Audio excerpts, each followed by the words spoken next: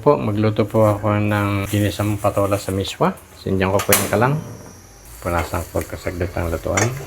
Maglagay po ng 1 tablespoon na oil. Ayan, 1 tablespoon. 4 na butil na bawang. Light brown lang po ng konti. Ayan, pwede na po yan.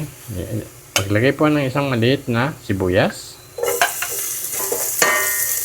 Maglagay po ng isang maliit na kamatis. Hintayin lang pong maluto yung kamatis ng konti. Medyo malambot lang ng konti, okay na po yan. Yan, pwede na po yan. Medyo malambot na po yung kamatis. Pagsamahin lahat. 200 grams na baboy. Ito lang po karami. Nailaga na po ito. Pwede na pong isahog. 4 cups na tubig. Ito po ay 3. Lagay ko na. Isunod pa yung isang tasa. Bali, 4 po. Dagdagan ng apoy. Ito po, shrimp cubes po ito. Parang may hipo na rin po yung sabaw. Tapos, magdagdag po ng 1 tablespoon na patis.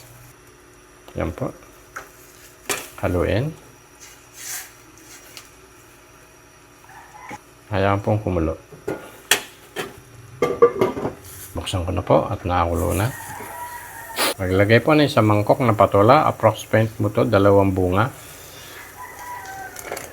Lutuin lang po to ng 5 minuto. Paglambot ng patola. Takpan ko ulit. 5 minuto. Hintayin. Buksan ko na po. Naka 5 minuto na. Ito po, maglagay po ako ng miswa na 100 grams. Ito po pwede pong hatiin. Baliin niyo po sa gitna. Saka niyo ibuhos. Ganyan lang po. Ito pong miswa, madali pong mailuto to. At pagkalagay po ng miswa, magantay lang po kayo ng 2 minuto. Tapos patayin nyo na po. Kasi ma-overcook po yung miswa. Pakuluin ng 1 hanggang 2 minuto. Takpan. Ano ko na po, naka 1 minuto na po. Malinis po yung kutsara ko. Haluin ko. Yan, malapot-lapot. Tikman ko na po. Sarap. Sakto po yung alat. Pwede pong lagyan ng paminta. Kung gusto niyo pong lagyan ng paminta, 1 taktak, 2 taktak. Hindi ko muna po nilagyan ng paminta kasi may bata pong kakain. Marami pong salamat. Kung sino pong gustong sumubok sa inyo, subukan niyo po. At sigurado pong magugustuhan niyo, lalo na po nag-uulan ng konti na, pwede pong humigop ng sabaw. Marami pong salamat.